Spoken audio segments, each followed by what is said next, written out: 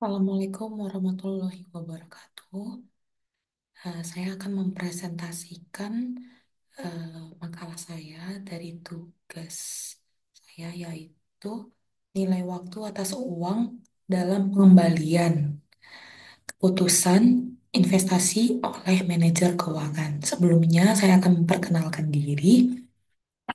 Eh, Nama saya adalah Hartanti Sinaga dengan NIM 240301020281.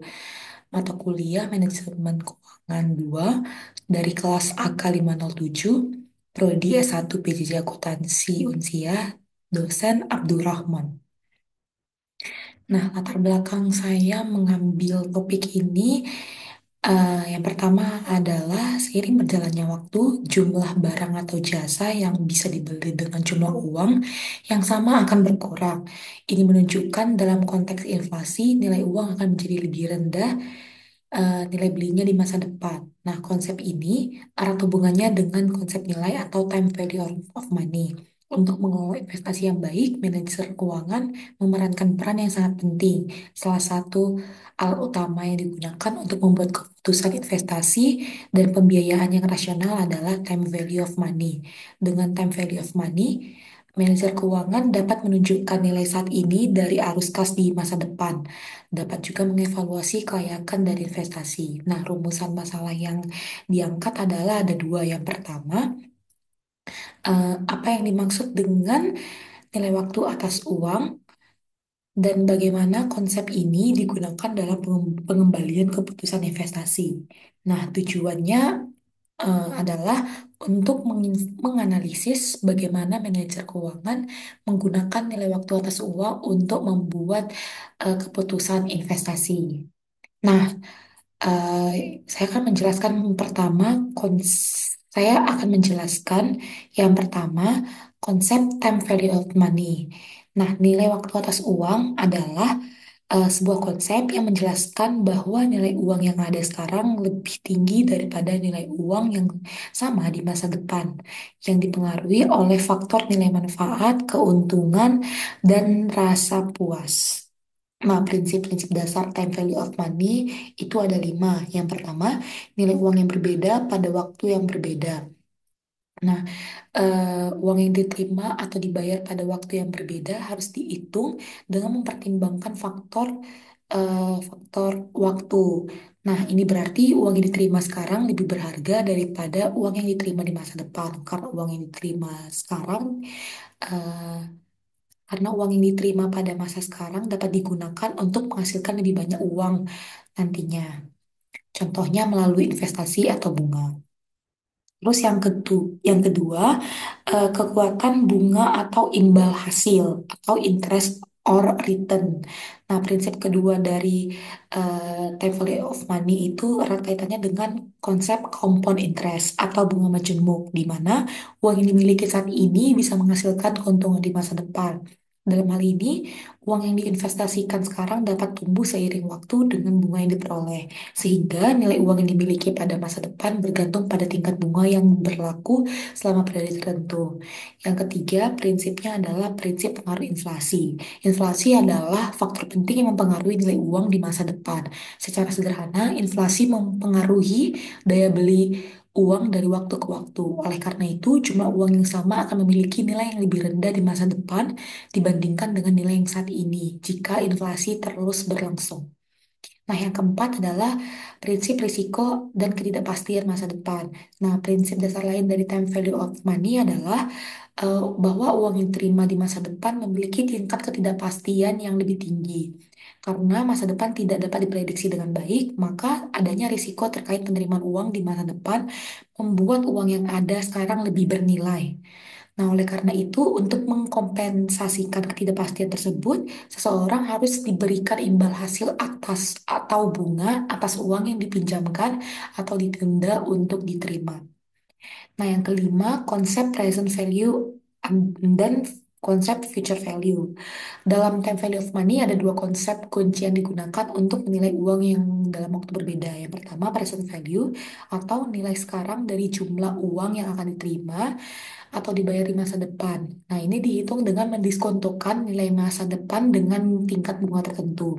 Dan yang kedua, future value, di mana nilai masa depan dari sejumlah uang yang dimiliki saat ini setelah periode tertentu dan tingkat bunga tertentu. Nah, selanjutnya adalah eh, contoh penggunaan dari present value dan future value. Nah, ini ketika kita ingin mengetahui berapa banyak uang yang harus diinvestasikan saat ini untuk memperoleh 1 juta di masa depan, maka perhitungannya akan menggunakan rumus present value. Sedangkan ketika kita mengetahui beberapa banyak uang yang akan dimiliki di masa depan, jika diinvestasikan sekarang, maka perhitungannya menggunakan future value. Nah, rumusnya ini eh, seperti ini, di mana present value adalah nilai uang yang nilai uang pada saat tertentu di masa depan itu rumusnya future value dibagikan dengan 1 ditambah interest per periode bunganya. Nah, rumus dari future value seperti ini. Future value sama dengan present value dikalikan dengan 1 ditambah tingkat bunga dipangkatkan dengan periode bunganya. Nah, eh, implementasi pengembalian keputusan investasi. Nah, yang pertama, evaluasi investasi. Metode ini yang sering digunakan untuk evaluasi investasi adalah discounted cash flow atau DCF yang menghitung net present value atau NPV dan interest rate of return atau IRR. Nah, keputusan investasi dapat membandingkan dua jenis investasi, yaitu jangka panjang dan jangka pendek. Untuk menggunakannya, yaitu menggunakan eh, time value of money berdasarkan nilai sekarang dan nilai masa depan dengan mempertimbangkan tingkat pengembalian yang diinginkan dan resikonya. Nah, DCF sendiri adalah teknik yang digunakan untuk mengevaluasi investasi dengan mendiskontokan aliran kas masa depan atau future cash flow ke nilai sekarang, present value. Misalkan, sebuah perusahaan mempertimbangkan investasi yang menghasilkan aliran kas sebesar 1 juta per tahun selama 5 tahun dengan tingkat diskonto 10% dengan DCF. Untuk investasi tersebut dapat dihitung dan menghasilkan jumlah nilai sekarang dari seluruh aliran kas masa depan yang diharapkan. Nah, net present value sendiri itu adalah satu metode utama dalam evaluasi investasi yang menghitung selisih antara nilai sekarang dari aliran kas masuk dan nilai sekarang dari aliran kas keluar. Nah, NPV ini sendiri mengukur apakah sebuah proyek atau investasi akan menambah nilai bagi perusahaan. Jika NPV-nya bernilai positif, maka proyek tersebut layak untuk dilanjutkan. Sebaliknya, jika negatif, maka disarankan untuk tidak dilanjutkan. Nah,